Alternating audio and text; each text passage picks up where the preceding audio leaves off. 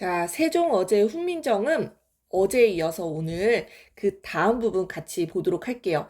워낙 저번 시간에 중요한 내용들 많이 설명을 했기 때문에 여러분들 저번 시간에 그러니까 세종 어제 훈민정음 1이라고 쓰여 있는 영상이 있어요. 그걸 보고 오셔야지 좀 이렇게 연결이 될 것 같습니다.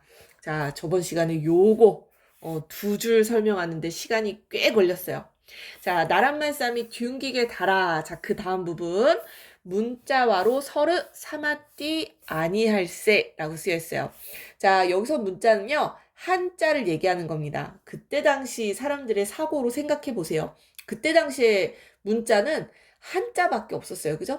이 한자와는 서로 사마띠가 통하지. 요런 거 그지? 현대어 풀이 잘 기억을 해 주셔야 돼요. 서로 통하지 아니하여서 한자와 무엇이? 바로 한자와 우리말이, 그죠? 우리말이 서로 통하지 아니하여서라는 뜻입니다. 자, 그랬을 때 이거 저번 시간에 배웠던 내용이에요. 자, 동국정식 표기라고 해가지고 요 한자를 어떻게 표기할 것인가, 한글로 어떻게 표기할 것인가에 대한 내용. 초성, 자, 초성, 중성, 종성을 모두 갖추어 표기한다라고 배웠습니다. 그래서 사실 요 받침 이응이 음가가 없어요. 받침이 그 발음이 되지 않습니다. 이거 짜예요, 짜. 그죠? 짠데 초, 중, 종성을 모두 갖추기 위해서 음가가 없는 형식, 종성, 이응을 사용한 겁니다. 그래서 요런 거 밑줄 쳐놓고 동국정식 표기 이런 거 물어볼 수가 있겠죠. 그죠? 자, 동국정식 표기 특징이 나오는 요 예시 하나가 나와 있고요. 자, 와로 바로 한자와 우리말이 서로 통하지 않는다라는 부사격 조사 중에서도 공동의 의미가 있는 부사격 조사 사용이 됐고요. 자, 그다음 서류 보시면은 자, 현대국어랑 비교를 해보시는 겁니다. 여러분들 중세 문법 공부하실 때는요, 꼭 현대국어랑 비교를 해보시는데 현대국어랑 비교해봤을 때 현대국어는 서로란 말이에요. 자, 그런데 중세 때는 서르였어요. 서르. 자, 이렇게 하나의 형태소 안에서도 모음조화가 잘 지켜졌었는데 현대국어에 오면서 모음조화가 많이 붕괴되는 현상을 우리가 여러 예시들을 살펴볼 수가 있습니다. 모음조화라는 게 뭐죠? 양성모음은 양성모음끼리, 음성모음은 음성모음끼리 어울리는 현상이다. 이것도 저번 시간에 배웠어요. 자, 그랬을 때 서르, 어도 음성모음. 그죠? 음성모음이죠. 음성모음끼리 요렇게 어울렸었는데 이게 현대국어에 와서는 요거는 음성모음인데 오, 오 이거는 오 이런 것들은 양성모음이죠. 그래서 이런 양 서로 어울리지 않는 것들이 같이 사용이 되고 있다. 이 모음조화가 파괴되었다. 이렇게 봅니다. 자, 그래서 이거는 현대국어랑 비교를 해봤을 때 모음조화가 잘 지켜진 예시. 이렇게 체크를 하시면 좋을 것 같아요. 중세국어는요. 모음조화가 굉장히 잘 지켜졌었습니다. 자, 현대국어랑 비교하면서 보시고요. 자, 요 사마띠. 요거 별표 좀 할게요. 빨간색으로 별표를 좀 해보겠습니다. 자, 요거 놓치면 안 됩니다. 자, 요거 시험에 내고 싶어요. 자, 이 사마띠가요, 기본형이 사맞다입니다. 사맞다. 자, 여기서 우리가 체크해야 되는 건요, 원래 기본형의 받침은 치읓이라는 거예요. 자, 치읓인데, 요게 이제 어미가 이렇게 붙은 거겠죠. 그죠? 어미가 붙은 건데, 요 어간 부분에 어떻게 표기가 되었느냐. 기본형의 사맞다의 치읓이 아니라 시옷이 쓰였다라는 겁니다. 시옷. 자, 이거는 무엇 때문에 시옷을 썼느냐? 바로 팔종성법 때문에 그렇습니다. 팔종성법. 자, 중세국어는요. 표음주의 표기 방식이 원칙이었습니다. 표음주의라는 거는요. 발음 나는 대로, 그죠? 발음 나는 대로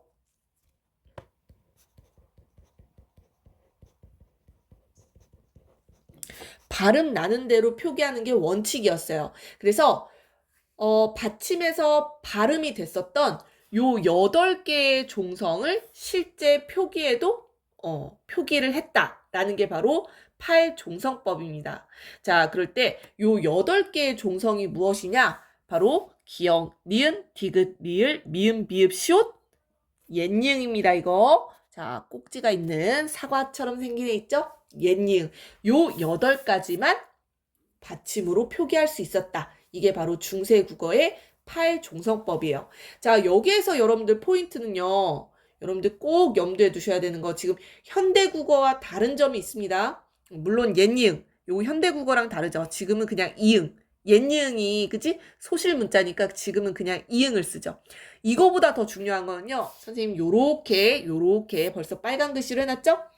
디귿과 시옷이 받침에서 표기가 되었다라는 거는 이 디귿과 시옷이 각각 발음이 되었다라는 얘기입니다. 각각.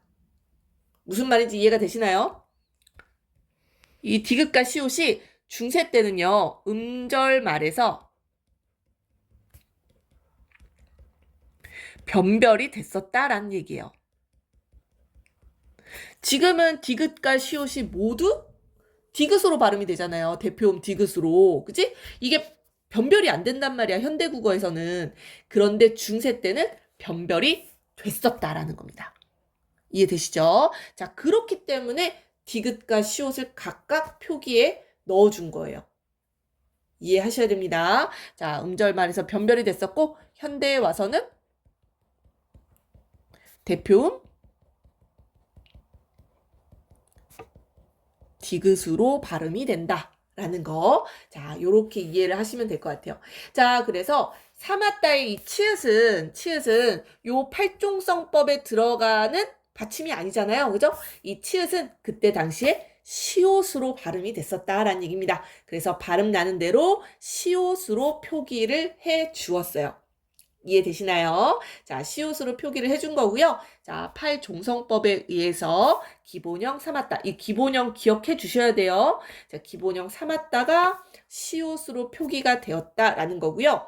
그리고 뒤에 이게 지금도 있는 뭐뭐 하지 할 때 그 지. 어미입니다.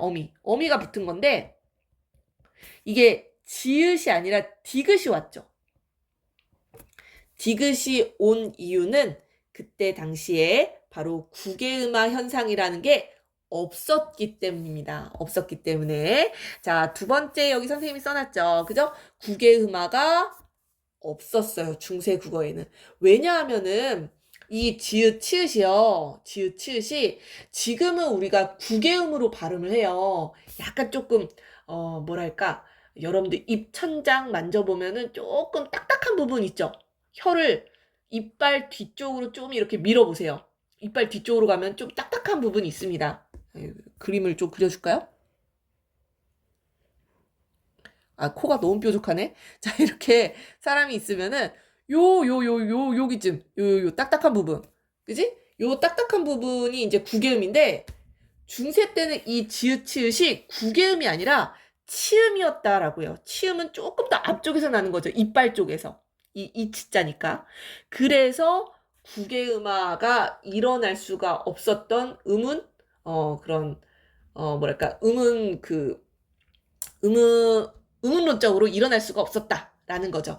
요 설명이요 굉장히 길게 쭉 마치 독서 글처럼 쭉 설명을 해놓고 문제로 실제 모의고사에 나온 적이 있습니다. 그래서 중세 때는 이 지읒, 치읓이 지금과는 다르게 발음이 됐었던 치음이었기 때문에 국외음화라는 게 일어날 수가 없었다라는 거죠. 자, 그럼 국외음화는 뭐냐? 여러분들 이거 아셔야 되는데, 그죠? 국외음화라는 건요, 이 드트가 디귿, 티읕이요, 이게 모음 앞에서, 특히 이 이게 모음이 형식 형태소여야 합니다. 이 형식 형태소 이게 모음 앞에서 국외음인 지치로 변화하는 게 국외음화예요. 선생님 여기 예시 써놨죠. 해도디라고 안 하고 우리가 해도지라고 발음을 하잖아요. 굳이? 아이고. 굳이. 같이? 요런 식으로 발음하는 게 바로 국외음화 현상입니다. 그런데 이 국외음화 현상이 그때 당시에 이런 발음의 현대국어와는 다른 그런 음운의 그런 특징 때문에 국외음화 현상이 일어날 수가 없었다라는 겁니다. 자, 그래서 현대국어에서는 뭐뭐 하지 할 때 어미 지가 오지만 그때 당시엔 국외음화가 없었기 때문에 어미 D가 왔다라는 얘기입니다. D. 지금은 D 발음 굉장히 어려워요. 그죠? D, G, D, G. 발음해보세요. G가 훨씬 더 발음이 조금 더 쉬울 거예요. 자, 그래서 국외음화 현상이 일어나지 않았다. 자, 이 사마띠 굉장히 시험에 잘 나옵니다. 자, 팔종성법에 의한 시옷 표기. 자, 그리고 국외음화 현상이 일어나지 않았다라는 것까지 체크하세요. 자, 통하지 아니할세 할 때 하다. 자, 요렇게 아래야 표기되어 있는 거 보이시죠? 아래야 표기되어 있는 자, 이 기본형 하다가 지금의 하다의 의미가 있습니다. 지금의 하다. 근데 이거 우리 비교해 보셔야 돼요. 이거 우리 고전시가 볼 때도 자주 나옵니다. 그냥 아가 쓰인 하다 있죠. 자, 얘는 그때 중세 때는 의미가 달랐어요. 요 기본형 아래아가 붙은 하다가 지금의 하다고요. 아가 붙은 하다는 많다, 크다 요런 의미를 가지고 있었습니다. 자, 그래서 요거랑 의미가 중세 때는 달랐다라는 거 체크하시면 좋을 것 같아요. 지금은 이제 형태가 똑같아졌죠. 그죠? 지금은 이제 많다, 크다 라고 쓰죠. 자, 그 다음에 리을세. 이거 연결어미인데요. 어떤 의미를 가지고 있느냐? 의미만 이해해 주시면 될 것 같아요. 이것도 고전시가에 자주 나옵니다. 아니할세, 뭐 아니하여서, 아니하기 때문에, 아니함으로 바로 이 인과를 알려주는 바로 이유를 나타내어주는 종속적 연결어미가 사용되었다라는 거. 자, 그래서 이렇게 현대어 풀이도 여러분들 내신 시험에서는 당연히 하실 줄 아셔야 되겠습니다. 당연히요. 자, 내려가 볼게요. 이런 전차로 어린 백성이 니르고저 홀빼이셔도 라고 되어 있네요. 자, 이런 전차라는 건 까닭이란 얘기입니다.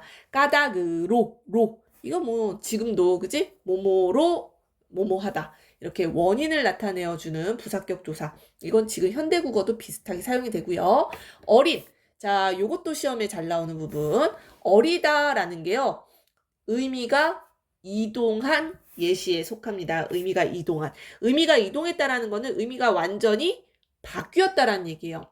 자, 중세 때는요, 이게 어리석다라는 의미가 있었어요. 어리석은 백성이. 약간 좀 연민의 자세로 보는 거죠. 그죠? 어리석은 백성. 요렇게 해석이 되는데, 지금은 어리다라고 하면은 유치원생들. 그죠? 이게 어릴 유자입니다. 여러분들. 한자. 그죠? 어릴 유자. 유치원 할 때 그 유자예요. 그래서 나이가 적다라는 의미로 지금은 사용이 되기 때문에 의미가 완전히 바뀌었다. 의미의 이동. 요렇게 보실 수 있겠습니다. 자, 의미는요. 이렇게 완전히 의미가 바뀌거나 확대되거나 축소되거나 요 세 개 중에 하나인데요. 요 세 개가 친구들이 또 공부할 때 헷갈릴 수 있기 때문에 시험 문제로 많이 물어봅니다. 그리고 조금 쉽게 서술형을 낸다라고 하면은 요런 것도 그죠? 서술형으로 내기 아주 좋죠. 자, 의미가 이동한 예. 요렇게 기억을 해주시고요. 자, 우리 저번 시간에 주격조사 배웠어요. 주격조사에 선생님이 이 짝대기 2 그리고 영형태가 있다 이렇게 얘기를 했는데 자 여기 두 가지 예시가 나왔어요. 두 가지 예시. 자 백성이라고 했을 때 요렇게 요 옛능이에요. 자음 뒤에는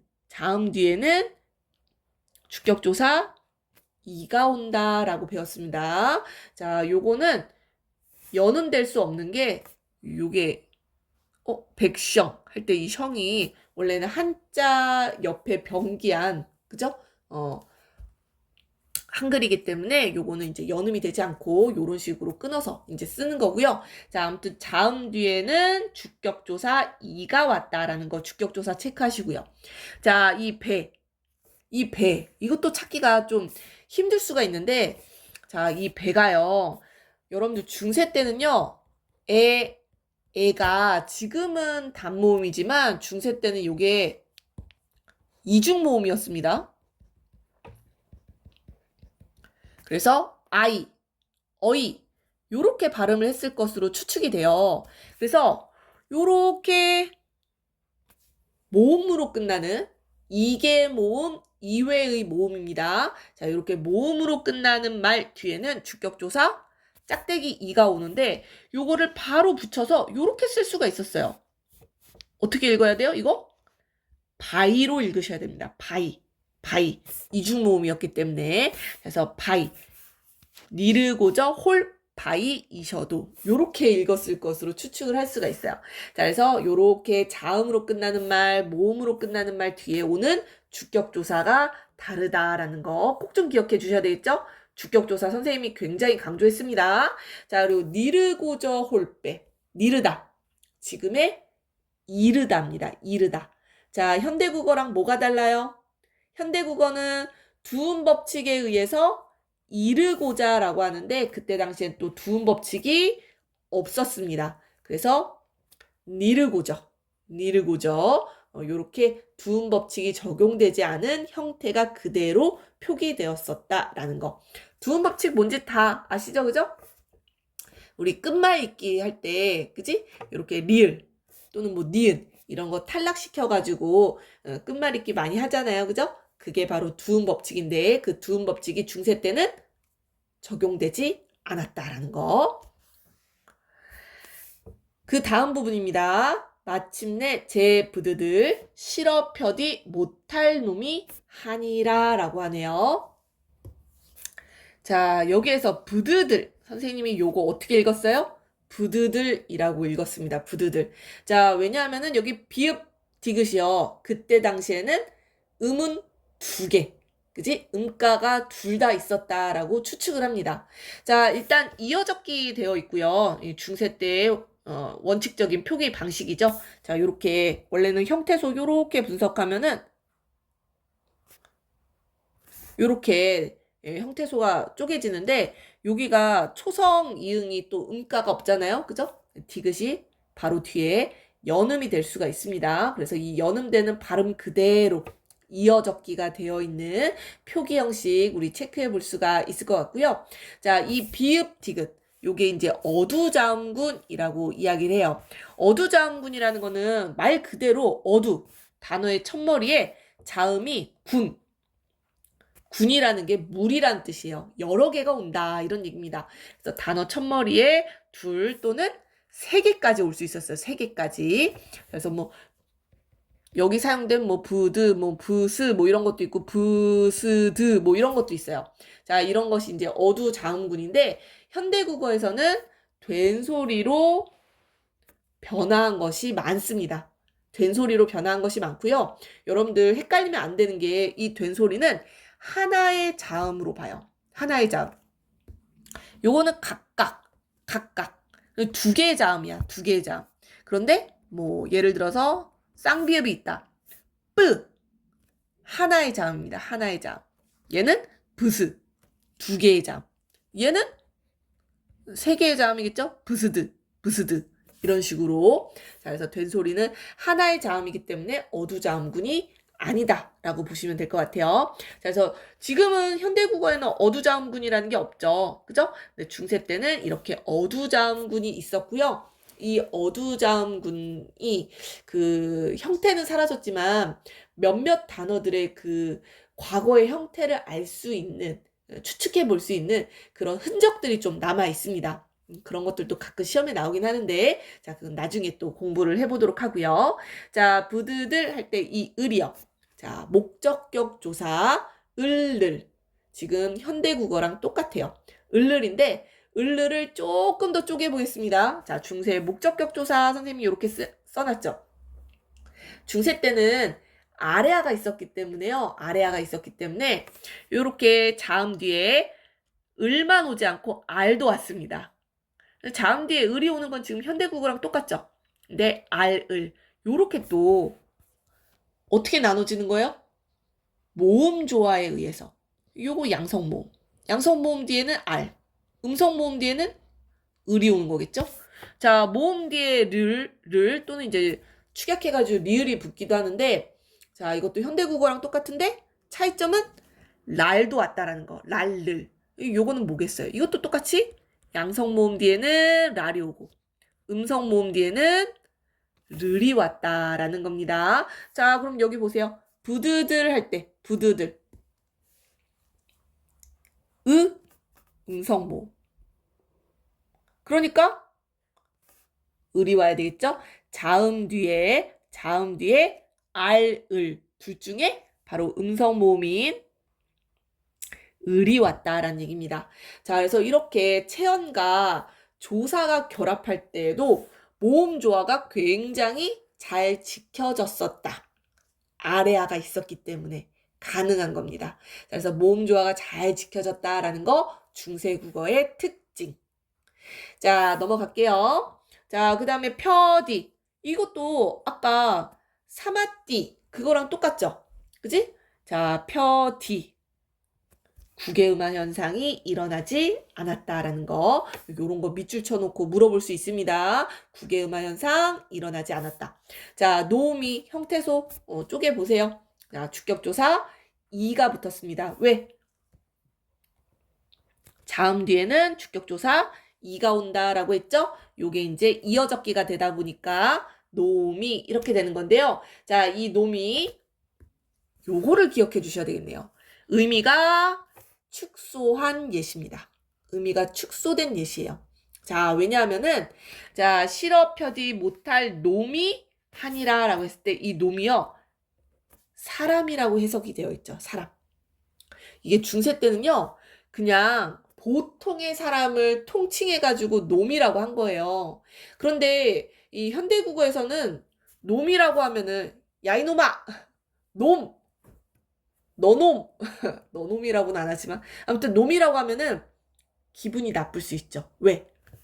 낮잡아 이르는 약간 속된 말이잖아요. 그죠? 그래서 보통의 사람들을 지칭했다가 이 낮잡아 이르는 말로 조금 의미가 축소된 겁니다. 그래서 의미가 축소된 예시 놈. 놈이라고 봐주시면 될 것 같아요. 놈. 자, 요것도 기억을 해주시고요. 자, 주격조사 이는 아까 얘기했으니까 넘어갈게요.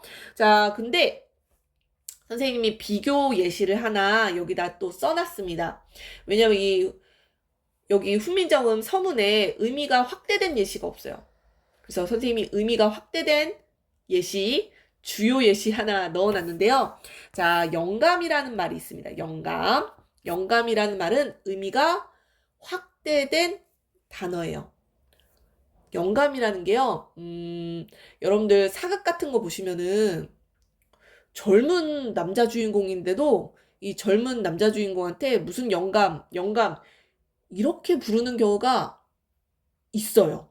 사극에서. 잘 한번 보세요. 거기서 영감은요. 나이 많은 사람을 지칭하는 게 아니라요. 이 벼슬을 지칭하는 겁니다.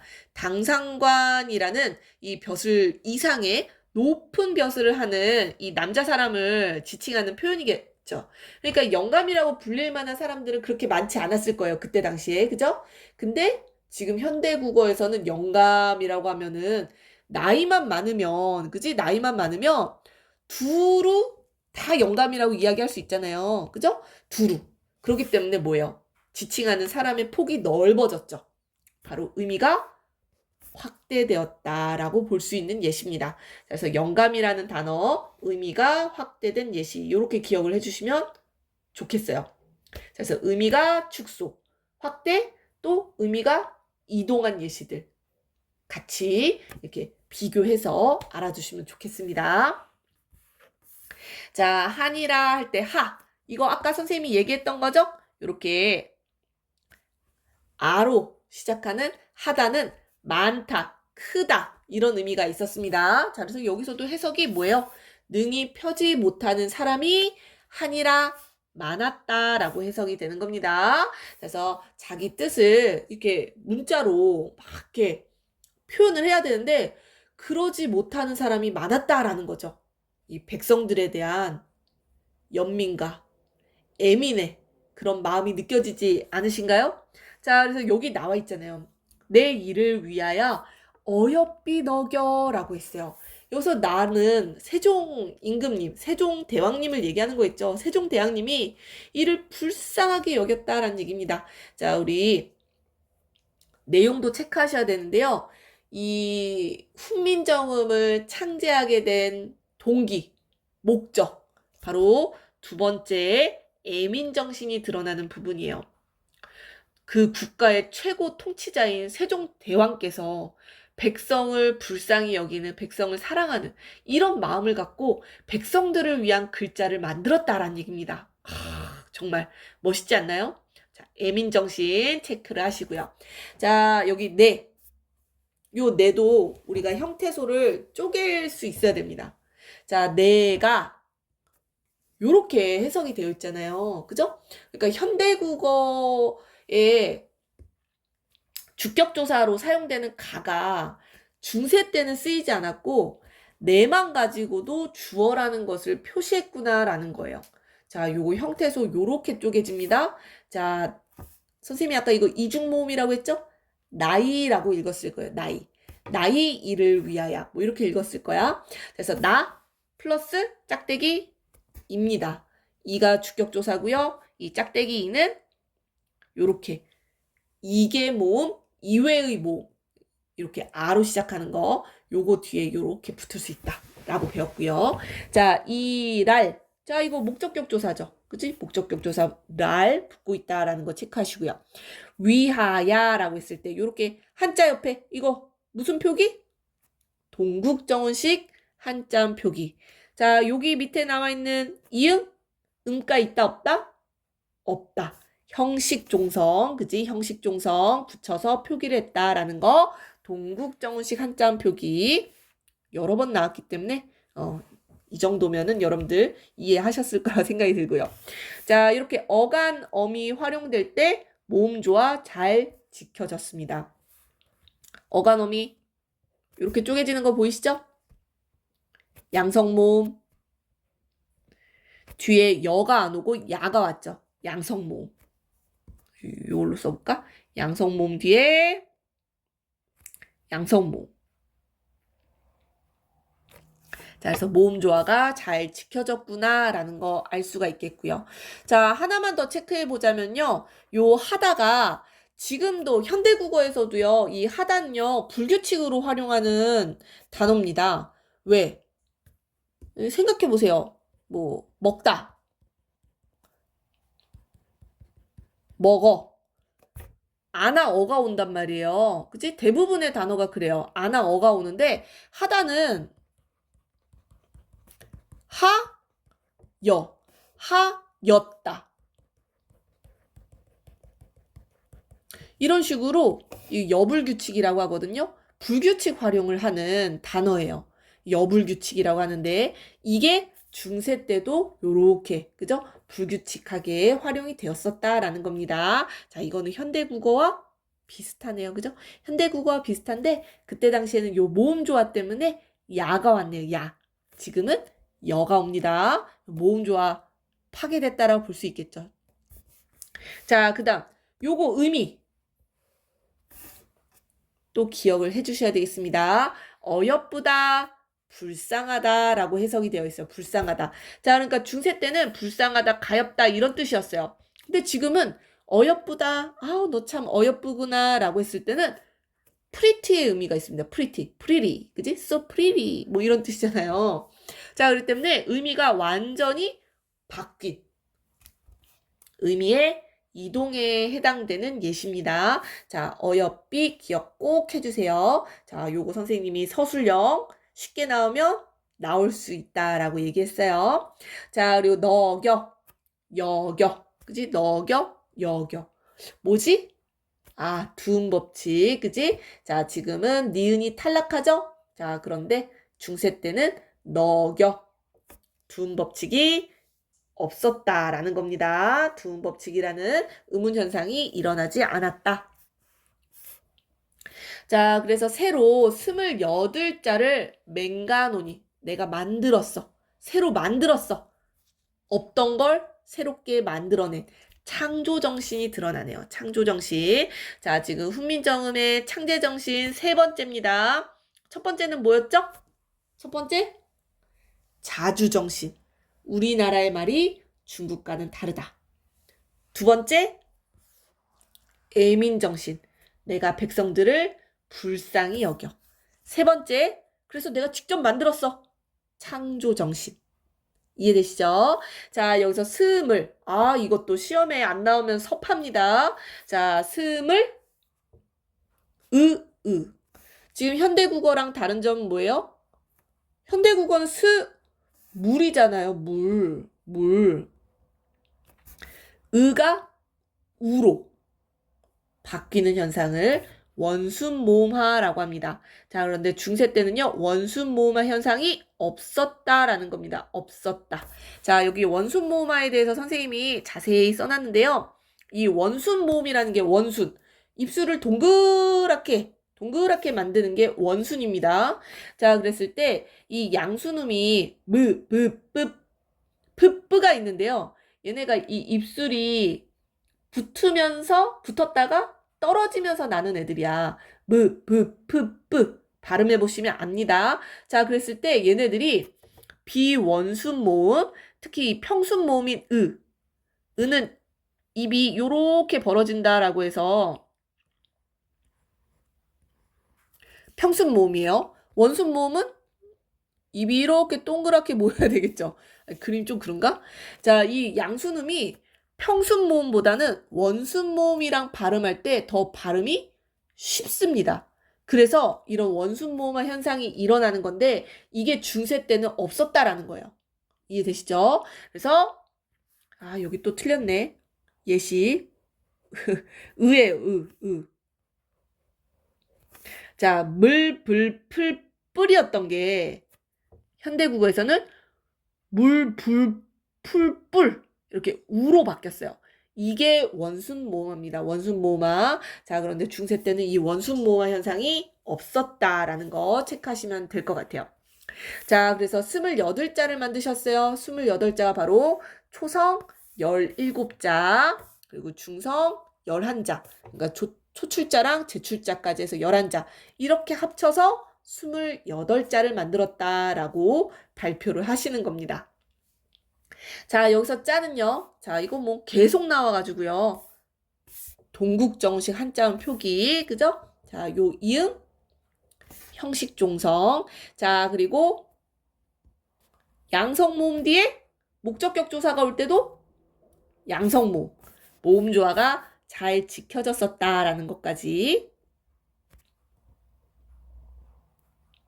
자, 계속 반복되는 거는 좀 쉽죠, 그죠? 목적격 조사 랄이 왔고 양모음 뒤에 양성모음, 바로 모음 조화가 잘 지켜졌었다라는 거. 자, 그리고 학교 선생님이 요 맹가노니에 대해서 설명을 열심히 하셨다? 100% 시험에 나옵니다. 100%. 자, 이거 조금 어렵거든요. 자, 맹가노니 요거 여러분들 꼭 기억을 해주셔야 되는데요. 일단 형태소 분석부터 어려워요. 형태소 분석부터 여러분들 하실 수 있어야 됩니다. 자, 얘는요. 맹갈다에서 온 거예요. 맹갈다. 지금의 만들다라는 뜻입니다. 만들다라는 뜻인데요. 이것도 맹갈다.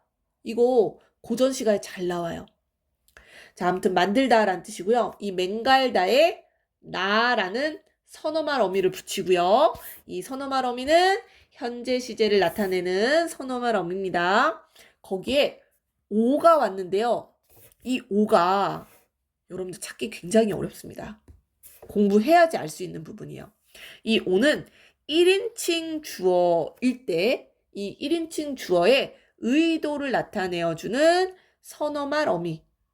중세 때 사용된 좀 독특한 선어말 어미입니다. 이 선어말 어미의 마지막에는 이제 연결 어미가 붙은 거라고 볼 수가 있겠죠. 그랬을 때 이 1인칭 주어가 누구야? 이 28자를 만든 사람이 누구야? 세종대왕인 나야, 나. 이 나의 의도를 드러내기 위해서 이 오라는 1인칭 주어 의도법에 해당되는 선어말 어미를 써준 거라고 보실 수 있겠습니다. 그래서 이렇게 각각 형태소 분석이 되고요. 이 형태소가 이제 활용이 될 때 요 리을은 떨어진 거죠. 이거는 뭐 지금도 만들다, 만드니, 뭐 이런 식으로 리을 잘 떨어지거든요. 이 리을은 원래 잘 떨어지는 애라서 리을이 떨어진 거고요. 이 나와 오가 만났을 때 이게 모음이 연속으로 오잖아요. 그럼 모음 충돌 때문에 아래아가 떨어진 겁니다. 아래아가 떨어져가지고 맹가 니은 오 바로 붙는 거죠. 맹가 노 니 이런 식으로 활용이 된 거예요. 그래서 형태소 분석이 일단 여러분들 너무 어렵습니다. 이 형태소 분석 하실 수 있어야 되겠어요. 형태소 분석 일단 첫 번째로 하고요. 현재 시제 선어말 어미 1인칭 주어 의도를 나타내는 선어말 어미가 사용되었다. 여기까지 학교 선생님께서 설명을 하셨다면은 무조건 나옵니다. 시험에. 자, 요거 꼭 기억을 해주시고요. 자, 거의 다 왔어요. 거의 다 왔는데 사람마다 해요. 수비 니격. 사람마다 하여금 수비 쉽게 익혀서 이 문자를 쉽게 익힐 수 있는 문자를 만들었다라는 겁니다. 여기에서 보면은 요 사동 표현 해요. 사동이죠. 또 니격. 니격할 때 이게 또 닉다에서 온 거예요. 닉다. 닉다에 사동 접사를 붙였습니다. 자, 그래서 사동 표현이 2번이나 사용이 됐어요. 사람들로 하여금 쉽게 익히게 하여 뭐 이런 뜻입니다. 자, 그래서 닉다에 사동접사가 붙었다라는 거. 자, 나머지는 뭐 어렵지 않습니다. 수비할 때 이거 뭐라고 했죠? 순경음 비읍. 순경음 비읍. 지금은 사라진 소실문자 순경음 비읍이 사용되었다라는 거 알 수가 있겠고요. 자, 우리 세종어제 훈민정음에도 소실 문자 중에 이 반치음 예시가 없어요. 반치음 예시가 없어서 그냥 선생님이 참고 삼아서 여기다가 예시를 하나 써 놓은 겁니다. 처점이었는데 지금은 처음. 이 반치음이 완전히 떨어진 거죠. 그지? 여기 음가가 없는 거니까 완전히 사라지는. 그래서 소실 문자 반치음까지 여러분들 기억을 해주시면 좋을 것 같아요. 선생님 소실 문자 5개 외우라고 했잖아요. 뭐예요? 여기서 체크해볼까? 소실문자 옛니은 또 여린이은 반치음 아래야 그리고 여기 창제자는 아닌데 순경은 비읍까지 요렇게 5개가 현재는 사용되지 않는 소실문자에 해당이 됩니다. 자, 소실문자 5개 외우시면 좋을 것 같아요. 이 순경은 비읍은요 요 그 창제 글자에 들어가지 않은 이유가 이 비읍의 어떤 환경적 변이음이기 때문에 그렇거든요. 뭐 그거에 대한 설명은 좀 어렵다고 해야 되나? 아무튼 유성음 사이에만 이렇게 오는 환경적 변이음입니다. 아무튼 순경음 비읍까지 해가지고 소실문자 5개 여러분들 기억을 좀 해주시면은 나중에 수능 공부할 때도 문제 풀이할 때 도움이 됩니다. 자, 다 왔어요. 이제 마지막. 날로 부숨에 뼈 한 키 하고저 할 따라미니라 라고 쓰여 있네요. 날마다 씀에 그 글자를 쓰면서 편안하게 하고저 할 따름이다 라고. 바로 뭐예요? 쉬운 글자. 그래서 날마다 쓸 수 있는 글자. 바로 창제정신 4번째, 바로 실용정신이 드러나는 부분입니다. 자, 실용정신까지 여러분들 창제정신 4가지 나왔어요. 4가지 기억을 해주시면 좋을 것 같아요. 자, 여기에서 또 우리 별표 쳐야 되는 예시가 또 있습니다. 바로 부수매입니다. 부수매. 자, 얘 반드시 시험에 나옵니다. 얘는 거의 뭐 100% 시험에 나온다고 보시면 돼요. 뭐 때문에 나오냐면은 명사형 어미 때문에 시험에 잘 내는 부분이거든요. 일단 요거 형태소 분석 잘 못해요. 부스, 어간, 명사형 어미 붙은 다음에 이게 이제 명사처럼 활용이 된 거잖아요. 그 뒤에 조사가 붙을 수 있어요. 이 애는 부사격 조사입니다. 부사격 조사. 그래서 명사형 어미 요거 찾는 게 일단 관건이에요. 자, 그랬을 때 이 명사형 어미가 현대국어랑은 형태가 다른 게 보이시죠? 잘 모르겠는데요. 그러면 안 돼, 얘들아. 자, 일단 이어적기 되어 있고요. 그죠? 미음이 뒤로 넘어가잖아. 그지? 미음이. 자, 이어적기 되어 있고요. 모음조화 잘 지켜집니다. 왜? 중세 때는 명사형 어미가 옴과 움이 있었기 때문에. 옴은 양성모음 뒤에 붙겠죠? 움은 음성모음 뒤에 붙을 거예요. 그랬을 때 여기 나와 있는 예시 보면은 부스 음성모음이잖아요. 음성모음이니까 뭐야? 우가 오면 되겠지. 그지? 둘 중에 음성모음이 오면 모음조화가 아주 잘 지켜졌다. 이렇게 보실 수가 있겠는데요. 자, 지금 현대국어에서는 모음조화가 잘 지켜지지 않습니다. 왜냐? 현대국어에서 명사형 어미는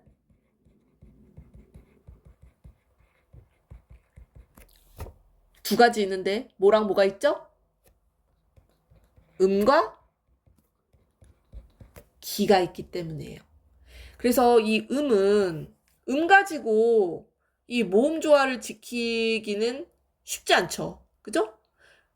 그때 당시 그 중세 때는 오와 우, 두 가지가 다 명사형 어미였기 때문에 모음 조화가 잘 지켜졌지만 현대국어에서는 명사형 어미가 기이기 때문에 요거는 모음 조화를 지킬 수 없는 그런 형태다라고 봐주시면 될 것 같아요.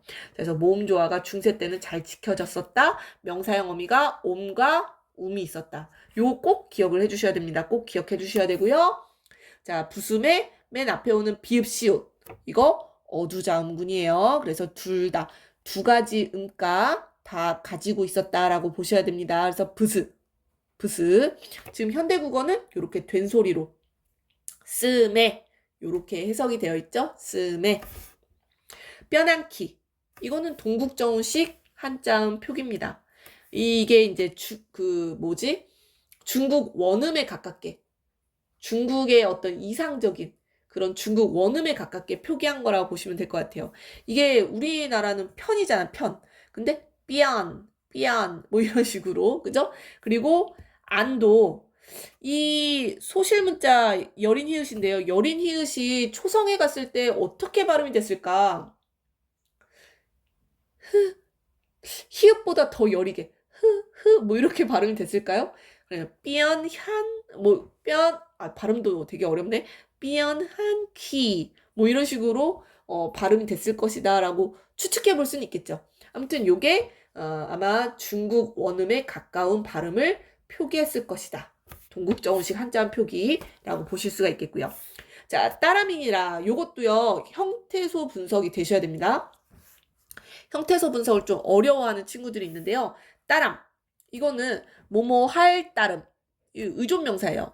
의존명사 뒤에 이다 할 때 그 서술격 조사 이다가 왔고요. 이다 뒤에 활용이 니라로 된 겁니다. 니라 할 때 니는 선어말어미, 마지막 라가 종결어미라고 보시면 될 것 같아요. 평서형 종결어미입니다. 그래서 따름이다 이렇게 해석이 되어 있어요. 자, 명사 뒤에 서술격 조사 요것도 찾는 게 관건이네. 서술격 조사 이가 붙었는데 활용이 니라 이렇게 선어말어미랑 종결어미가 붙었다라고 보시면 될 것 같아요. 뭐 객관적 믿음을 나타내는 선어말어미 이런 거는 시험에 뭐 나올 확률은 조금 떨어집니다.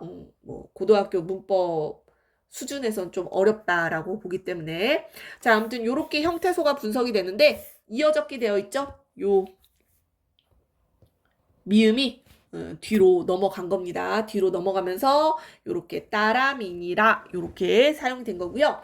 자, 된소리 표기. 요 시옷으로 시작하는 시옷계 합용 병서는요. 어두자음군이라고 보지 않고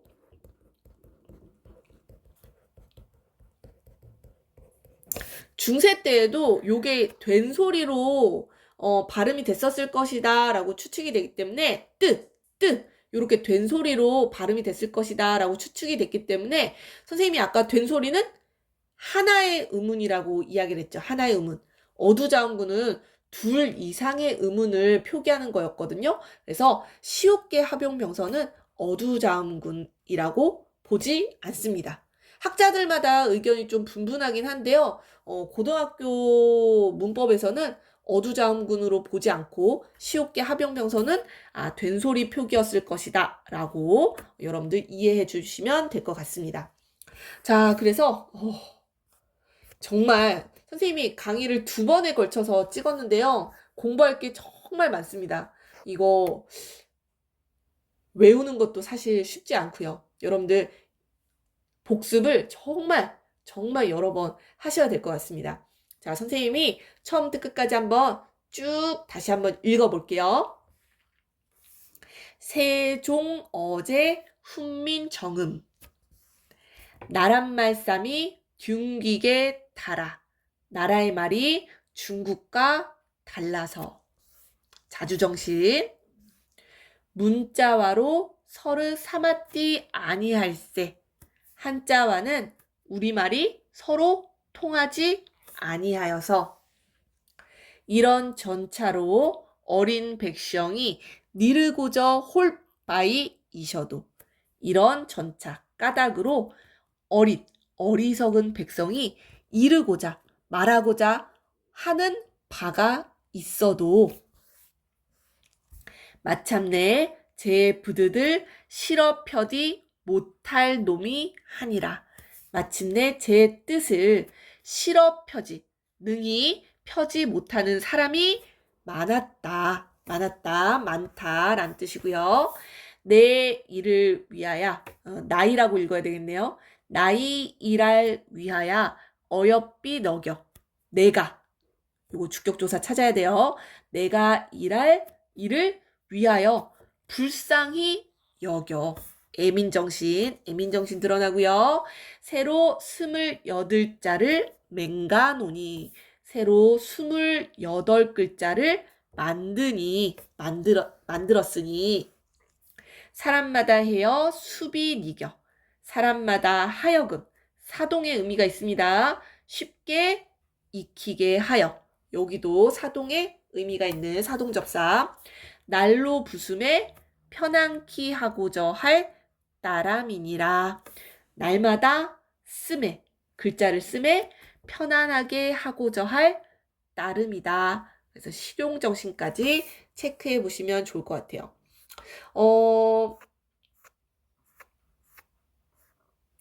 선생님이 한 가지 설명하려고 했는데 까먹은 부분이 있네요. 여러분들 그 주격조사 문제 낼 때요. 선생님들이 흔히 헷갈리라고 요거 오답선지로 많이 만들거든요. 여기 보면은 요거 문장 성분 뭐일 것 같아요? 그쵸? 뒤에 오는 뜻을 수식해주는 관형어예요. 관형어거든요. 자, 그랬을 때 이 제를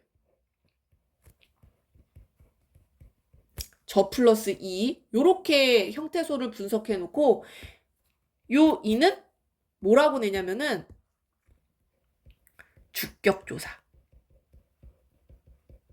라고 시험 문제에 많이들 내십니다. 자, 근데 이거 주격조사일까요? 이게 주격조사면은 요게 주어로 해석이 돼야 되겠죠. 근데 주어가 아니라 관형어로 해석이 됐단 말이에요. 자, 그렇기 때문에 얘는 주격조사가 아닙니다. 주격조사가 아니라요. 이거는 사실 저의 라고 해석을 해야 되는 부분이에요. 바로 관형격 조사입니다.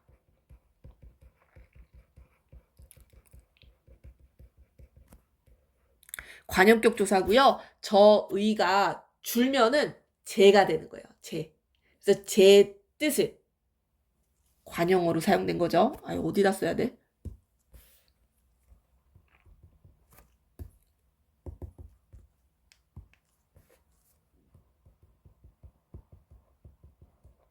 뒤에 오는 명사 뜻을 수식해주는 관형어기 때문에 관형격 조사가 붙었다라고 여러분들 이해를 하셔야 됩니다. 근데 이거 이제 주격 조사라고 오답선지를 선생님들이 많이 내요. 왜냐면 이거랑 헷갈리거든. 설명이 너무 길어지네. 이 내가 했을 때 요거는 주격 조사 맞잖아요. 그죠? 그래서 얘랑 헷갈리기 때문에 제 부분을 주격조사라고 오답선지를 만드시는 경우가 많은데 요거는 관형격 조사입니다, 여러분들. 관형격 조사이기 때문에 주격 조사라고 보시면은 틀리는 거예요. 그래서 마지막 선생님이 오답으로 출제될 수 있는 팁까지 여러분들에게 설명을 해 드렸습니다. 아시겠죠? 자, 오늘 여기까지 해가지고 세종어제 훈민정음 서문 중세국어 문법 쭉 공부를 했거든요. 선생님이 중세국어랑 관련해가지고는 또 문법, 뭐 표기, 음은, 그리고 문법 이렇게 나눠가지고 또 영상을 업로드 해놓은 게 있어요. 그래서 여러분들 중세국어 문법에 대해서 조금 더 공부해보고 싶다라고 하면은 그 영상 참고해 주시면 좋을 것 같습니다. 자, 영상 길었는데요. 열심히 잘 따라 주셨죠? 오늘 선생님 여기까지 할게요.